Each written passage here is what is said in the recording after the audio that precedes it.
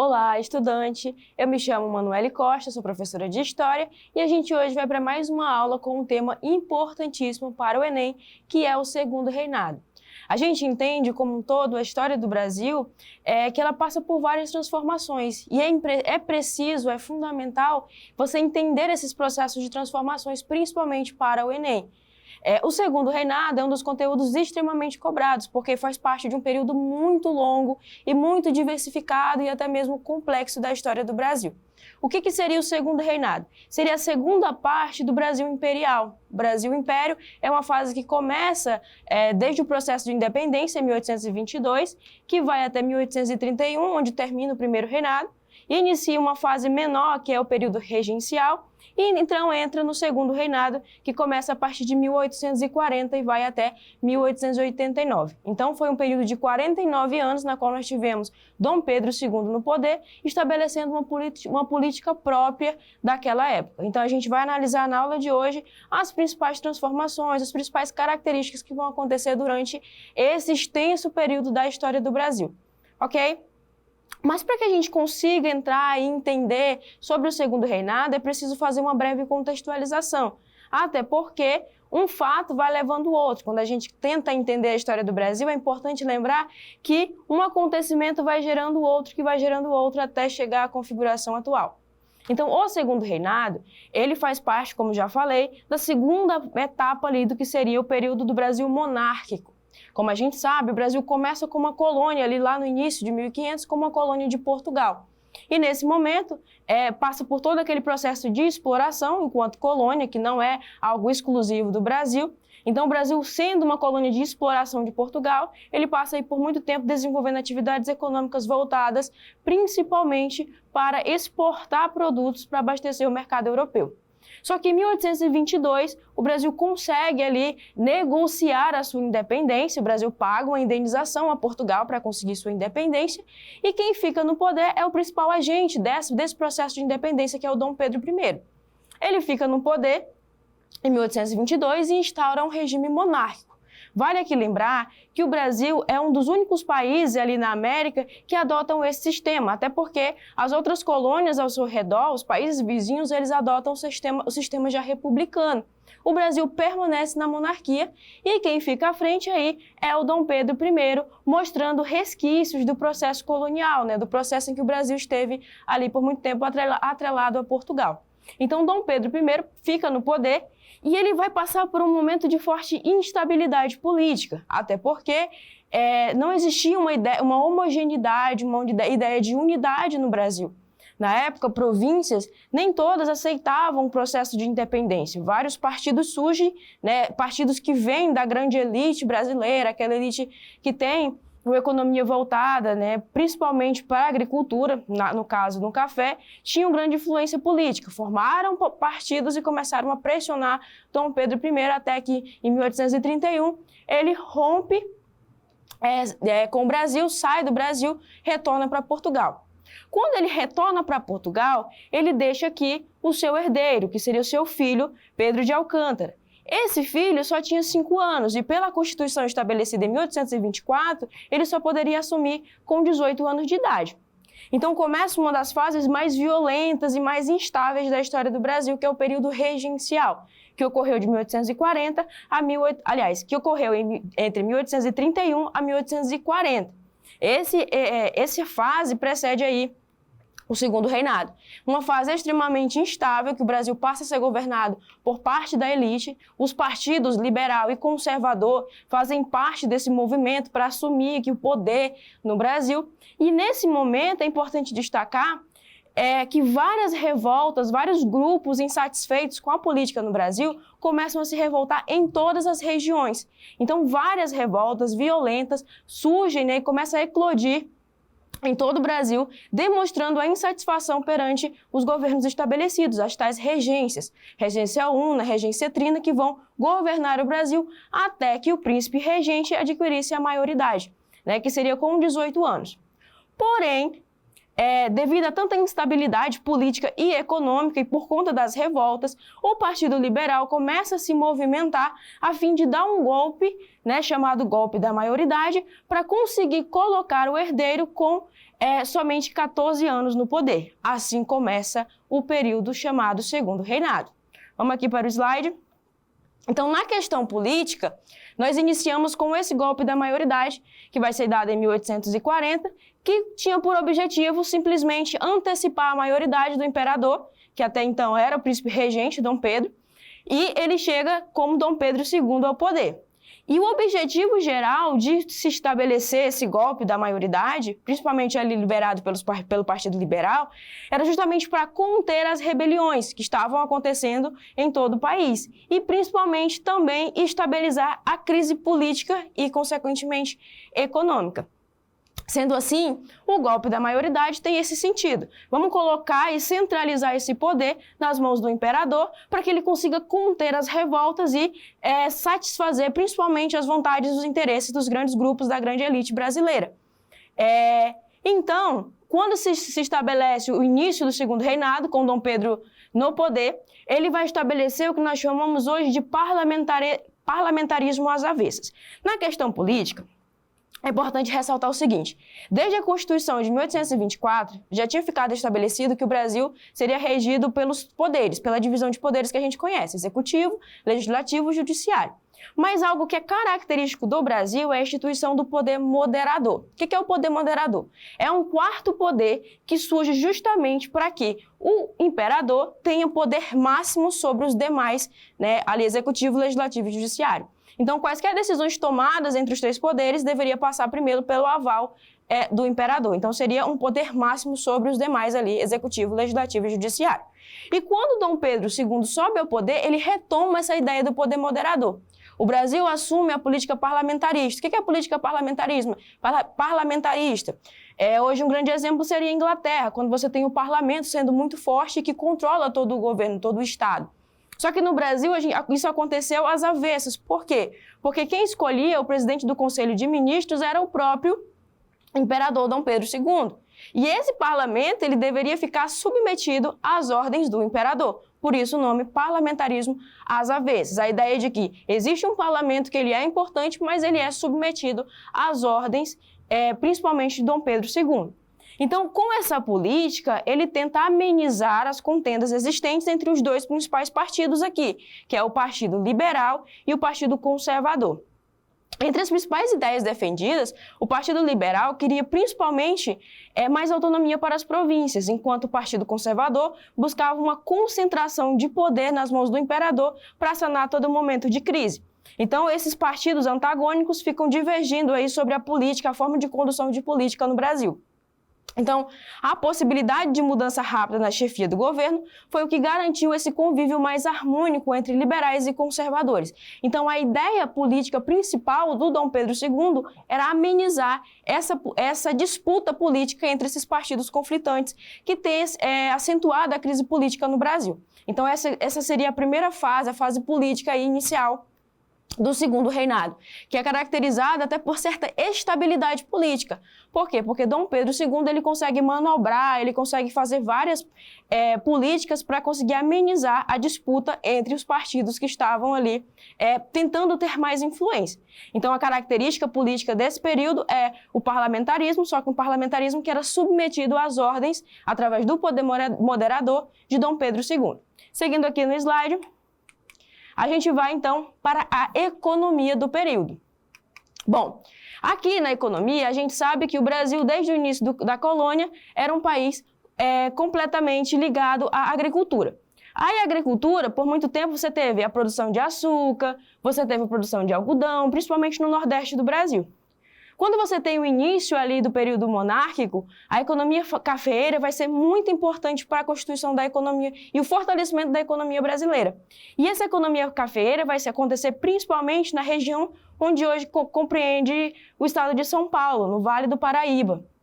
Então, o Oeste Paulista vai ser um dos grandes produtores aí de café. Então, o café passa a ser um dos produtos mais exportados pelo Brasil. Então, o Brasil, por mais que tenha passado aqui já na segunda fase desse período monárquico, o café, né, a atividade, a agricultura, principalmente a agricultura de exportação, permanece como sendo o que fortalece a economia do Brasil. E, além disso, nesse momento aqui, o Brasil vai passar por um pequeno surto de industrialização, né? A primeira tentativa, digamos assim, de industrialização. Vale lembrar que nesse século, século XVIII, a gente já tem o início da Revolução Industrial na Inglaterra. Então, os países estavam modernizando o seu processo de fabricação de produtos e essa venda de produtos já estava acontecendo em todo o mundo. Então, o Brasil começa a viver esse pequeno surto de desenvolvimento industrial entre as décadas de 1840, 1850 e 1860. Então, essas são as principais características econômicas. O Brasil permanece tendo a agricultura como principal fonte de riqueza, só que aí vai vendo algumas transformações no sentido de um processo aí de industrialização. Aí, o que é importante destacar sobre a industrialização?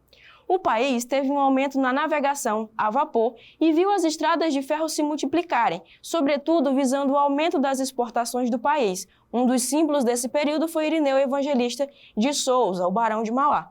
Aí a gente pontua aqui o que nós chamamos de Era Mauá. Quem era o Irineu Evangelista? Era um empresário muito importante para a época e ele via no Brasil uma potencialidade industrial. Então ele começa a investir do seu próprio bolso para fazer com que o Brasil se modernizasse no sentido industrial.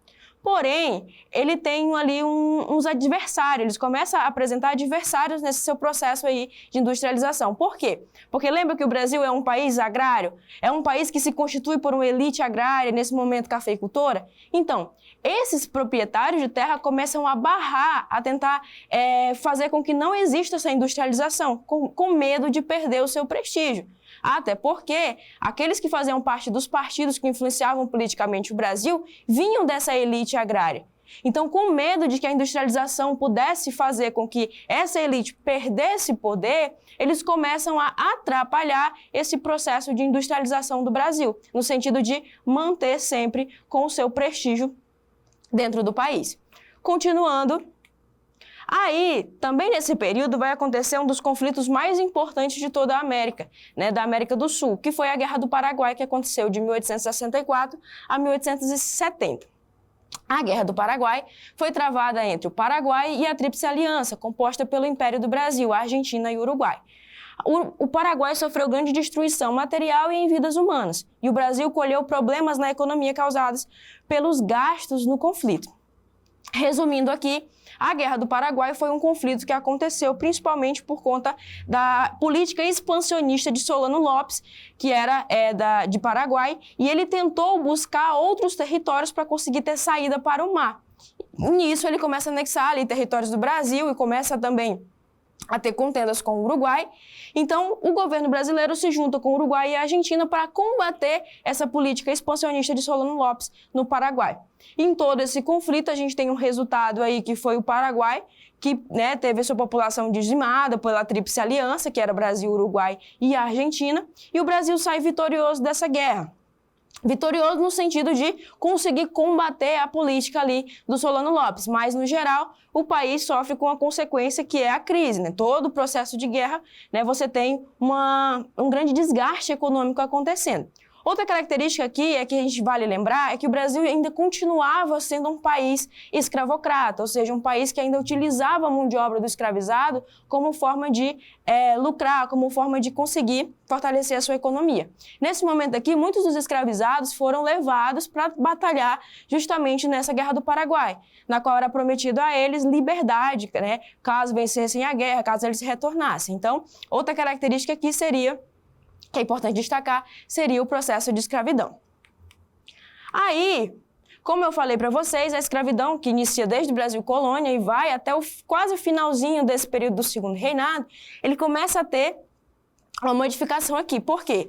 Porque o movimento abolicionista começa a ficar bem forte. Porque no mundo a escravidão já não servia mais. Por quê? Porque a gente está falando de um período já da industrialização. Era necessário ter mercado consumidor. E o escravo, ele não consome. É melhor se adotar uma mão de obra assalariada, na qual esse assalariado consiga consumir os produtos produzidos dentro da indústria. Então, a Inglaterra, por exemplo, começa a pressionar o Brasil para que o Brasil acabe com a escravidão.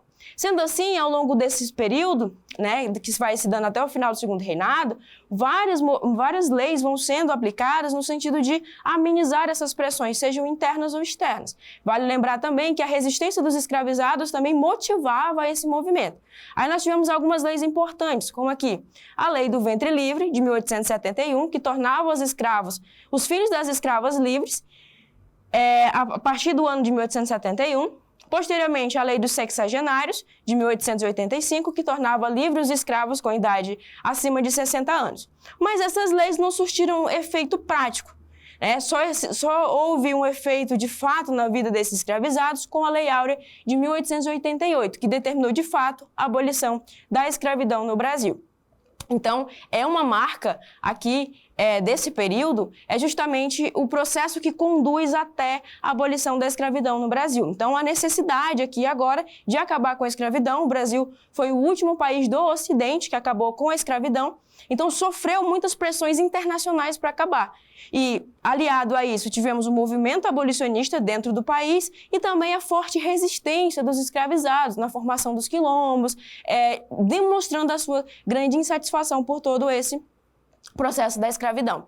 Então, é uma característica do segundo reinado que permanece sendo sustentado a mão de obra escravizada e, no finalzinho, a gente vai conduzindo para o processo de libertação dos escravizados. E, assim, a partir desse processo de libertação dos escravizados, a gente começa a ver a crise do segundo reinado, que vai levando ao fim aí toda a política de Dom Pedro II. A falta de apoio de grupos que sustentavam o regime monárquico pôs ao fim a esse período.